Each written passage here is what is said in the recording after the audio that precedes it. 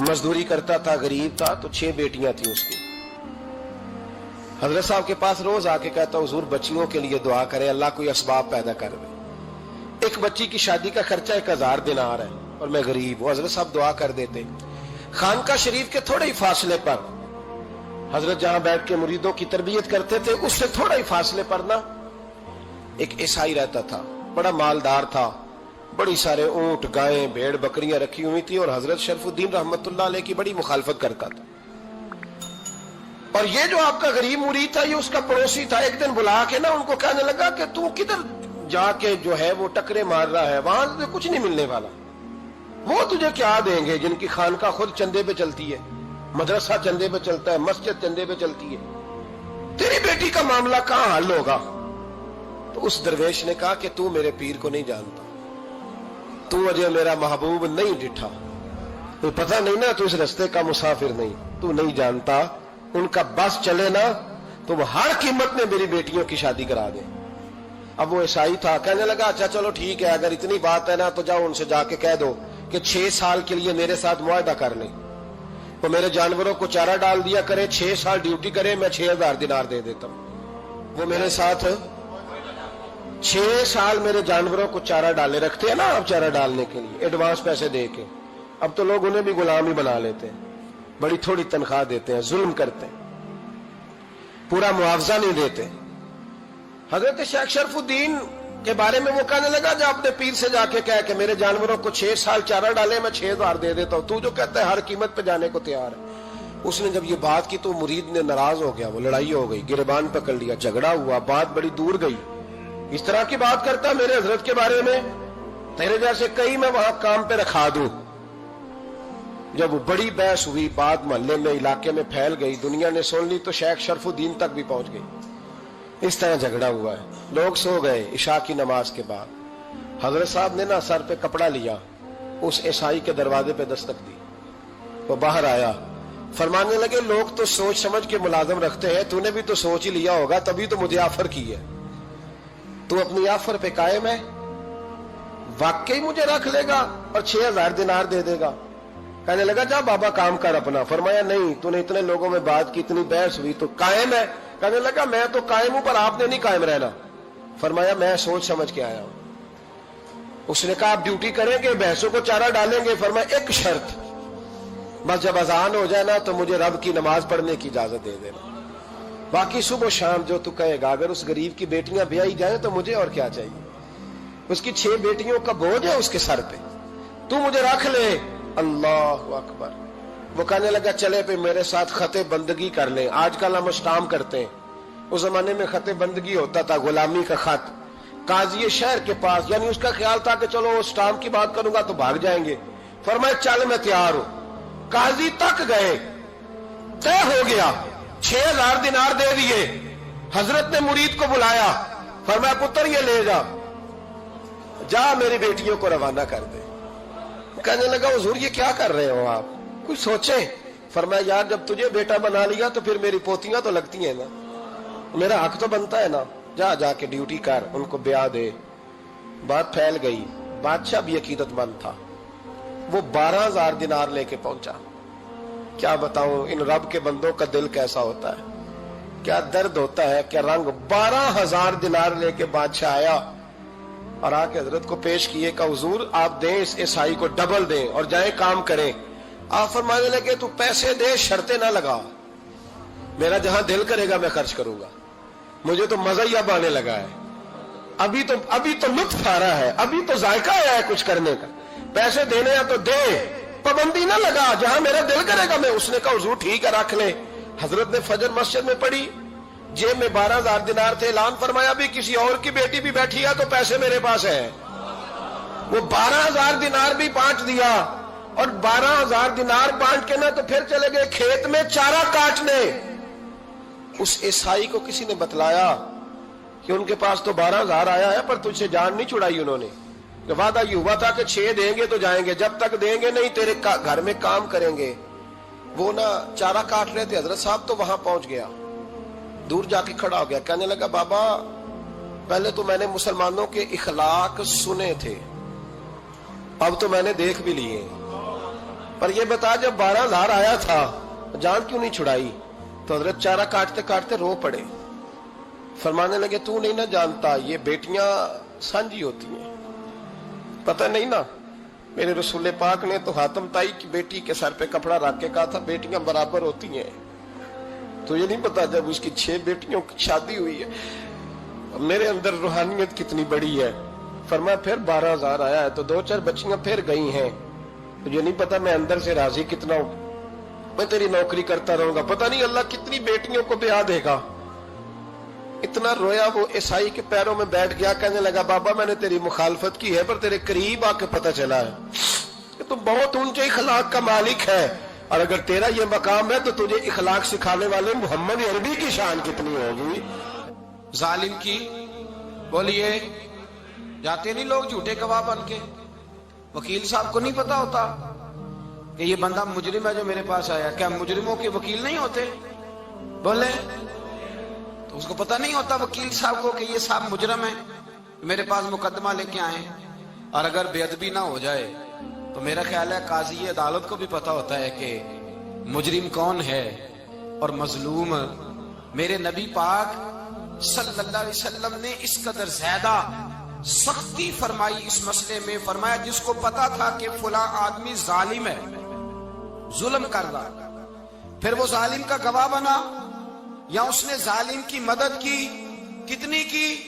شارحین لکھتے ہیں چاہے اس نے ایک جملہ بول کے کی، چاہے ایک، سارے بولیے، چاہے ایک غریب کو اس نے ظلم کیا تو کہتے ہیں علاج یہ سے، چاہے ایک جملہ بول کے کی، شارحین اس حدیث کی شرح میں لکھتے ہیں ایک جملہ بول کے چاہے مدد کی، جس بندے نے کسی ظالم کی مدد کی کسی مقدمے میں یا کسی صورت میں اور اسے پتا تھا یہ ظالم ہے، میرے نبی پاک صلی اللہ تعالی علیہ وسلم فرماتے ہیں اگر اس نے مدد کی، ابھی ظالم کی بات نہیں ہو رہی، ظالم کے مددگار کی بات ہو رہی، اگر کسی نے ظالم کی مدد کی تو حضور فرماتے ہیں خدا بھی اس سے بری و ذمہ ہے، رسول بھی اس سے بری و ذمہ ہے۔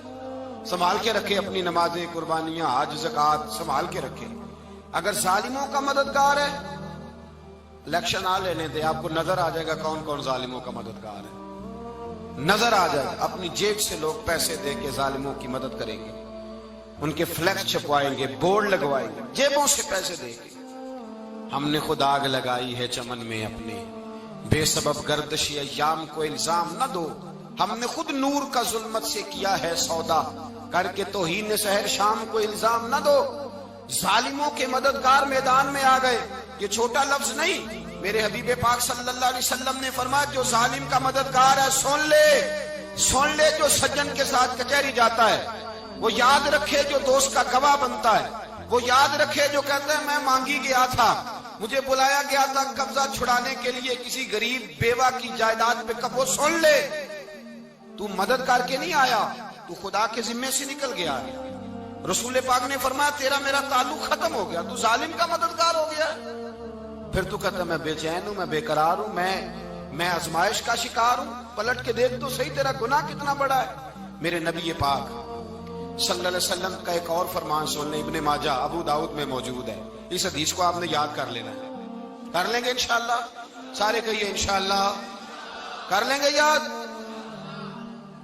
حضور صلی اللہ علیہ وسلم نے فرمایا اگر تو ظالم کی مدد کرے گا نا، یہ لفظ دل کی تختی پہ لکھ لینا، یہ مکافات عمل ہے، مکافات عمل دنیا، ادھر کرو گے تو ادھر بھرو گے۔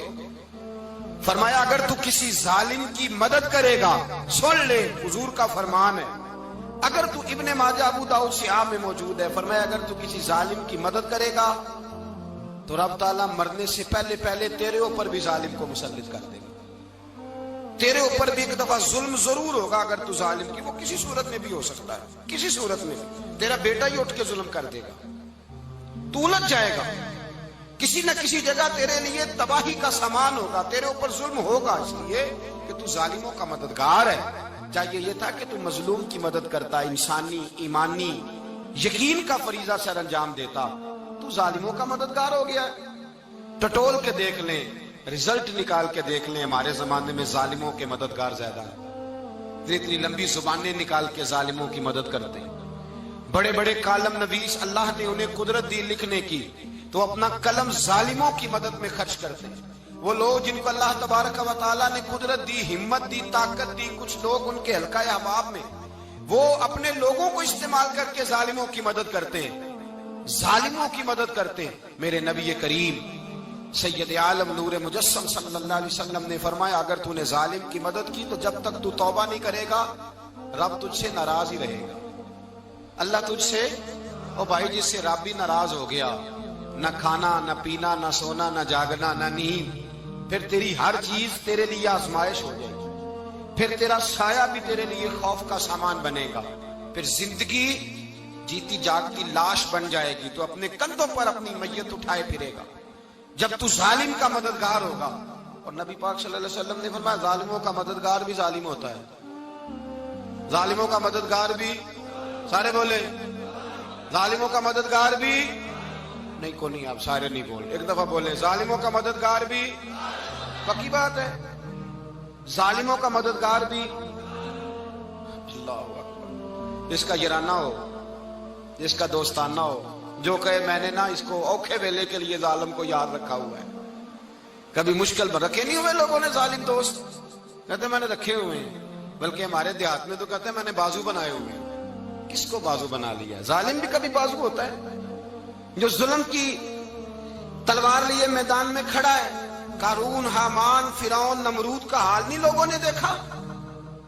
اپنے زمانے میں آپ نے کتنے لوگ نہیں دیکھے جن کے سائے سے، آواز سے لوگ کانپتے تھے؟ پھر پولیس کی گاڑیوں میں وہ اس طرح مردہ پڑے کہ دنیا نے تماشا دیکھا ان کا۔ یہ رنگ ہم نے دیکھے نہیں اپنے آنکھوں سے۔ فرمایا ظالم کا مددگار بھی، جو کار میں بٹھا کے لے کے گیا وہ بھی ظالم، جس نے چائے پلائی وہ بھی، جس شخص نے کھانا کھلایا وہ بھی، جو کچہری تک ساتھ گیا وہ بھی، جس نے فلیکس کے نیچے، بڑے شرابی کے نیچے چھوٹی اپنی فوٹو لگائی وہ بھی، جو ووٹ کی پرچی ڈالنے گیا وہ بھی۔ کہہ دینا باہر نکل کے کہ حضرت صاحب نے سیاسی تقریر کی ہے، کہہ دینا، پر بات تو سچی ہے نا۔ خو کرے ہم تو سے تھوڑا سا گلا بھی سن لے، خو کرے ہم تو سے تھوڑا سا بھی گلا۔ امام مالک کے پاس ایک بندہ آیا، اس نے کہا حضور میں درزی ہوں، ایک ظالم بادشاہ مجھ سے کپڑے سلواتا ہے، میں تو ظالموں کا مددگار نہیں نا۔ ایک ظالم بادشاہ مجھ سے، حضور میں تو مددگار نہیں نا ظالموں کا، جو فرمایا ظالموں کا مددگار بھی ظالم ہوتا ہے، تو کپڑے لے کے آتا ہے میں سی کے دے دیتا ہوں، ذمہ داری نہیں۔ یہ ایک آدمی دکاندار ہے، اس سے کوئی بندہ چیز خریدنے آئے گا تو تھوڑی کہے گا میں نے نہیں دینی، تو دے گا۔ کوئی بندہ اگر کسی شخص سے کوئی کام کہتا ہے جو اس کی فیلڈ ہے، اس کا شعبہ ہے، اس کا معاش کا وہ سلسلہ ہے، کہتے ہیں یا رسول اللہ صلی اللہ علیہ وسلم ظالموں کا مددگار بھی ظالم، حضور نے فرما دیا۔ تو امام مالک سے بندے نے مسئلہ پوچھا، دل کی تختی پہ لکھنے والی باتیں ہیں، کہا حضور میں درزی ہوں، ظالم کپڑے سلواتے ہیں، میں تو مددگار نہیں نا۔ امام صاحب کہنے لگے نہیں، مددگار تو وہ ہوگا جو تجھے سوئی دھاگا فراہم کرے گا، تو پورے کپڑے سی کے دیتا ہے، تو خود بہت بڑا ظالم ہے، تو پورے سوٹ سی کے دیتا ہے، تو بہت بڑا ظالم خود ہے۔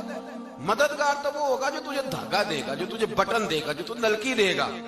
جو ظالم سے اتنی نفرت، ظلم کر کے بندہ آئے، یہاں تو ہمارے زمانے میں ہیرو بن جاتے ہیں لوگ، ظالم ہیرو ہے، لوگ اس سے ڈرتے پھرتے ہیں، گھومتے پھرتے ہیں، اور بہت سارے کم مزاج لوگ اس کے پیچھے ہاتھ باندھ کے پھرتے ہیں۔ ظالموں کی مدد کرنا، ظالموں کے ساتھ رہنا، یہ ظلم ہے، ظلم، یہ زیادتی ہے۔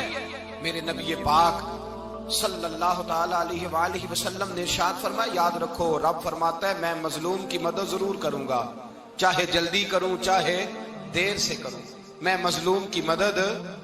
اور حضور صلی اللہ علیہ وسلم نے فرمایا ہے، حضرت معاذ بن جبل کہتے ہیں حضور نے مجھے یمن کا گورنر بنایا، جب میں جانے لگا نا تو حضور نے بڑی نصیحتیں کی، بخاری میں موجود ہے، فرماتے ہیں جب میں پلٹنے لگا تو میرے رسول نے فرمایا معاذ ایک منٹ ٹھہر جا، ایک بات میری یاد رکھنا، اس کو نہ بھولنا۔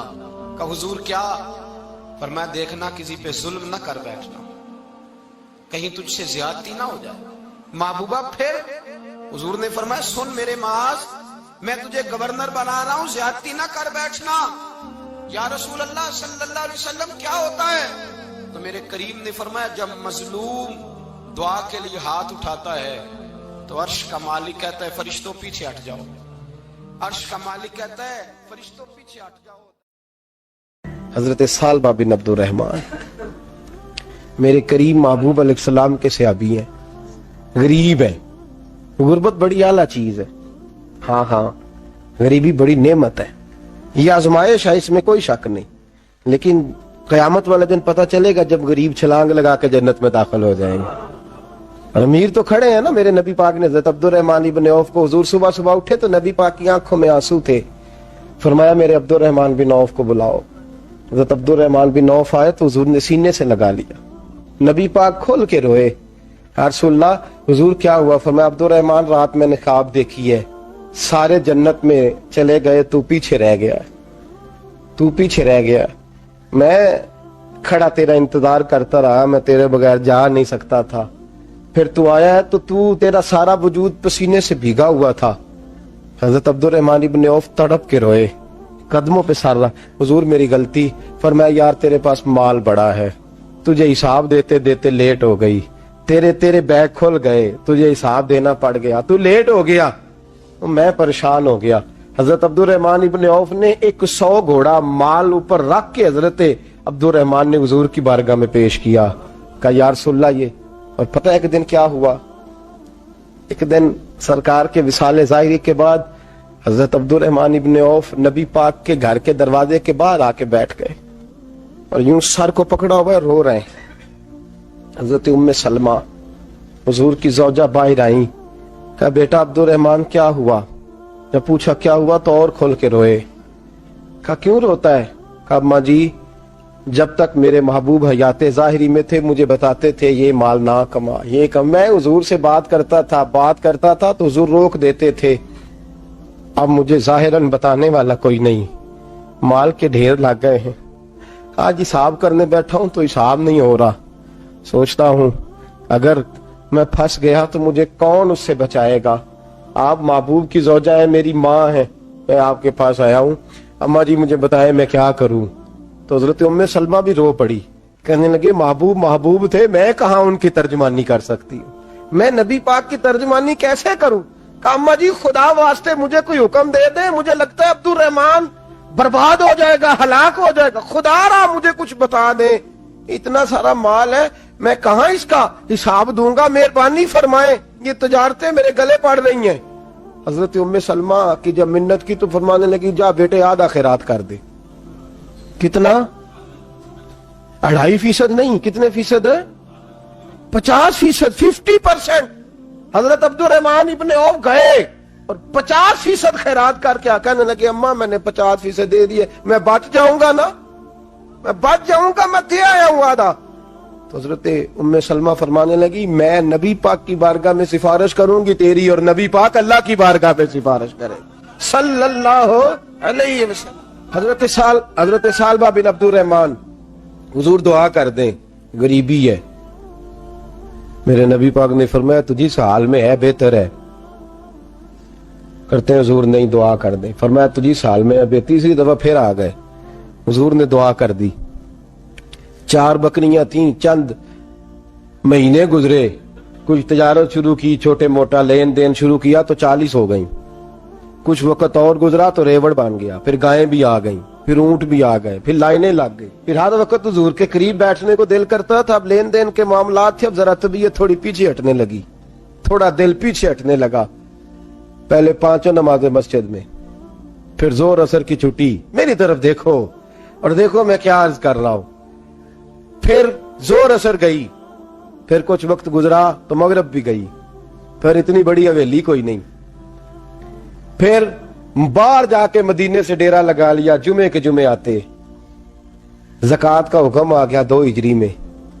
हजरत अबू हुरैरा रदी अल्लाह तआला अन्हु अमीर ज़कात मुकर्रर हुए। 5 ऊंटों पर 1 बकरी, ये ज़कात ठहरी। अब जब गए ना, ऊंट गिने और बकरियां गिनने लगे। ओहो, 1 करोड़ पे 2.5 लाख किसने दिया था? दुआ किसने फरमाई? ओहो, इतना मेरे पैसे बैंक से मैसेज आ जाएगा, इतने कम हो गए। ओहो, बड़ी मुसीबत बनेगी। मुझे तो खुशी होती है जब आते हैं तो ये अब ये वाला मैसेज भी चलेगा कि इतने माइनस हो गए। तौबा तौबा, परेशानी लग गई, बड़ी तबीयत। इनकार नहीं किया, कहने लगे हुजूर से जाके अर्ज करना मैं खुद आऊंगा, और जहां महबूबियत हो वहां इतने लफ्ज भी बेअदबी हैं, वहां ठहर जाओ, सोचता हूं समझता हूं غور کرتا ہوں یہ جملے بھی وہاں توہین ہوتے ہیں، محبوب ہو اور وہاں انسان سوچ سمجھ کی بات کرے، وہاں انسان بابا بلے شاہ صاحب نے کہا عقل آخ دی چگے نو سام کے رکھ، عشق آخ دے بال کے سیکنا چاہیے ہے، کہا جا کے کہنا میں آؤں گا، سب کی زکات لے آئے، در رسول پہ آئے، حضور نے فرمایا پہلے سالبہ کی بات بتاؤ، پتا تھا نا پہلے سال، حضور اس نے کہا تھا میں آؤں گا، حضرت ابو ہریرہ کہتے ہیں نبی پاک نے ٹھنڈی آہ بھری، آہ ٹھنڈی، فرمایا ہلاک ہو گیا، اس کو کہا تھا نہ اس چکر میں پڑ، ہلاک ہو گیا، ہلاک۔ حضرت ابو ہریرہ فرماتے ہیں دو باریک باریک آنسوؤں کے قطرے بھی میں نے محبوب کی آنکھوں میں دیکھے، اپنا ہے نا تو دکھ ہوا یار، میرا اپنا تھا ہلاک ہی ہو گیا ہے، کدھر چلا گیا ہے۔ ان کو بھی بعد میں خیال آیا او ہو میں تو غریب تھا، یہ آیا کدھر سے تھا، میں تو غلامی رسول میں آتا گیا تو رب میری عزتیں بڑھاتا گیا، یہ میں کس چکر میں پڑ گیا۔ آئے لائنیں بکریوں کی لائے، حاضر کی، حضور وہ میں نے کہا تھا حضرت ابو ہریرہ سے میں خود آؤں گا، حضور میں خود لایا ہوں۔ فرمایا محبوب نے مجھے تو نہ بتا، میں تو سمجھتا ہوں، میں نے کہا تھا تو میں آ گیا ہوں۔ فرمایا چل اٹھا، دوڑ جا، لے جا۔ حضرت ابو ہریرہ فرماتے ہیں انکار محبوب نے سالبہ کو کیا، لیکن آنسو ابو بکر صدیق کے بھی نکل گئے۔ فرماتے ہیں درد عثمان غنی کو بھی ہونے لگا، تڑپ مولا علی بھی گئے۔ فرمایا جا لے جا، نہیں چاہیے تیرے پیسے۔ فرماتے ہیں سالبہ نے ہاتھ باندھے، کہا محبوبہ غلطی ہو گئی، حضور مجھے، فرمایا تجھے کہا نہ تیرے نہیں چاہیے، نکل جا۔ حضرت ابو ہریرہ فرماتے ہیں جب نبی پاک نے رخ پھیرا تو صحابہ کی زبانوں پہ بھی جاری ہو گیا یہ تو ہلاک ہو گیا۔ کہتے ہیں مدینے میں قحط پڑ گیا، محبوب نے فرمایا بلال تو بھی آج لا، ایک خشک چھوارا حضرت بلال کا قبول ہو گیا، لیکن سال با لائنیں لگی یا مال کی، فرمایا جا لے جا تیرا قبول نہیں ہے۔ فرماتے ہیں تڑپتے رہے ساری زندگی اور مال کو دیکھ دیکھ کے آہیں بھرتے رہے، لیکن کریم نے اس تجارت کو قبول، حضرت ابو بکر صدیق کے پاس آئے، سرکار کے وصال، حضور قبول فرما لیں۔ فرمایا ساری دنیا کا قبول ہے، جس کا میرے نبی نے قبول نہیں فرمایا میں کیسے قبول کر لوں۔ حضرت عمر فاروق کے پاس آئے، فرمایا نہ تیرا قبول نہیں۔ حضرت عثمان کے زمانے میں وصال ہو گیا۔ عزیز یاد رکھ تجارت وہ والی کر جو تجھے نجات دے، اس چکر میں نہ پڑ جا جو تجھے الجھا دے۔ قرآن مجید کی آیت آئی اقترب للناس حسابہم وہم فی غفلۃ موردون، لوگوں کا حساب قریب آ گیا ہے اور وہ ابھی بھی غفلت میں پڑے ہیں، ابھی بھی 2 کے 4 اور 4 کے 10 کر رہے ہیں، حساب کا وقت قریب آ گیا۔ حضرت انس آئے مسجد سے، ایک صحابی مکان بنا رہے تھے، جھونپڑی تعمیر کر رہے تھے۔ حضرت انس کو پریشان دیکھا تو کہنے لگے انس خیر تو ہے، کوئی نئی آیت تو نہیں آئی؟ تو جناب انس کہنے لگے آیت تو آ گئی ہے، رب نے کہہ دیا کہ حساب قریب آ گیا، تیاری کر لو۔ جھونپڑی بنا رہے ہیں، محل نہیں، جھونپڑی بنا رہے تھے، ابھی دیوار کچی مکمل نہیں ہوئی تھی، ہاتھ جھاڑ دیے صحابی نے، ادھر رخ پھیرا تو حضرت انس کہنے لگے کہاں جا رہے ہو؟ کہنے لگے بھئی میں حساب نہیں دے سکتا، میں مصطفیٰ کے پاس جا رہا ہوں، میں نے نہیں دیوار بنانی، بس بھئی میری اس دور سے بس میں کوئی نہیں حساب دے سکتا، میں کمزور ہوں۔ میرے رسول کائنات صلی اللہ تعالی علیہ وسلم نے میرے دوستو تجارت کرو لیکن اس کو عبادت سمجھ کے کرو۔ اگر تمہیں چوک وہاں دکان پہ بیٹھے خدا بھول جاتا ہے اور سودا کرتے وقت رب رسول کی باتیں تمہیں بھول جاتی ہیں تو پھر تو تم وانتم موردون میں ہو، پھر تو تم غافل ہو۔ حضرت بشر عافی رحمت اللہ علیہ سے سارا زمانہ پیار کرتا تھا۔ بغداد کا ایک تاجر کہتا ہے مجھے نہیں بابا اچھا لگتا تھا، ہمارا اپنا ذہن ہے نا، ہم کہتے ہیں میں نے جدھر ساری دنیا جا رہی ہے وہاں نہیں جانا، کہتے ہیں کہ وہ بابا مجھے نہیں اچھا لگتا تھا، حالانکہ سارا بغداد عزت کرتا۔ کیوں نہیں اچھا لگتا تھا؟ کہتے اس لیے کہ بابا نہ صرف فرض مسجد میں پڑھتا تھا، باقی نماز گھر جا کے، تو میں کہتا تھا اتنا ولی ہے تو باقی بھی مسجد میں پڑھے۔ کہتے ایک دن میں نے کہا جسوسی کرنی ہے اس کی، جو کہ اسلام نے منع ہے۔ کہتے حضرت بشر عافی رحمت اللہ علیہ نے جمعے کے فرض پڑھے، فرض پڑھ کے نکل گئے دوڑ کے۔ فرماتے ہیں میں پیچھے ہو گیا، میں نے کہا میں نے سنتیں چھوڑ دی ہیں پر اس کا پتہ کرنا ہے، سنت نفل بعد میں پڑھوں گا۔ کہتے ہیں حضرت بشر عافی جلدی سے نا کہ کباب والی دکان پہ گئے، وہاں سے کباب خریدے، اور میں نے کہا بوڑھے کی عمر دیکھو اور اس کے ذائقے دیکھو، اس عمر میں بھی کباب کھائے گا۔ اوئے ہوئے، مولوی کو روٹی نے ستایا تھا، اس لیے سنت اور نفل چھوڑ آیا ہے۔ کہتے ہیں تھوڑا سا وہ آگے بڑھے تو نان بھائی کی دکان سے نا نان خریدے. میں نے کہا دیکھو یار, دیکھو اس کے ذائقے, گرم نان کھائے گا. بہت سارے لوگ بغداد میں رات کی روٹی کھاتے ہیں پر یہ گرم کھاتا ہے. کہتے ہیں حضرت وہ نان اور کباب لے کے نا جنگل کی طرف مڑے تو میرے دل میں خیال آیا, یار بڑا ہی اس آدمی کا عجیب ذہن ہے, یہ اب سبزے پہ بیٹھ کے یہاں موج کرے گا, کھائے پیے گا, اور سنت نفل چھوڑ دی, اللہ ہزاروں مرید ہیں. کہتے ہیں حضرت جنگل میں داخل ہوئے, تھوڑا سا سفر کیا تو کچی آبادی آ گئی. کچی آبادی, ایک کچے مکان کی ٹوٹا ہوا دروازہ, باہر سے کنڈی لگی. بغداد کے ننگے پاؤں چلنے والے ہزاروں مریدوں کے اس پیر نے کنڈی کھولی, اندر گئے. ایک فالج زدہ بابا جی بیٹھے. کہتے حضرت بشر آفی نے اپنی پگڑی کھولی اور اس آدمی کے منہ سے پانی نکل رہا تھا, رال ٹپک رہی تھی. کہتے پہلے اپنی پگڑی سے منہ صاف کیا, پھر پیالے سے پانی ڈال کے منہ دھویا, پھر حضرت اس کے ٹانگوں پہ کپڑا ڈال کے روٹی کا لقمہ توڑ کے اس کے منہ میں ڈال کے کہنے لگے, بابا ناراض نہ ہونا, جمعے والے دن مجھے دیر ہو جاتی ہے.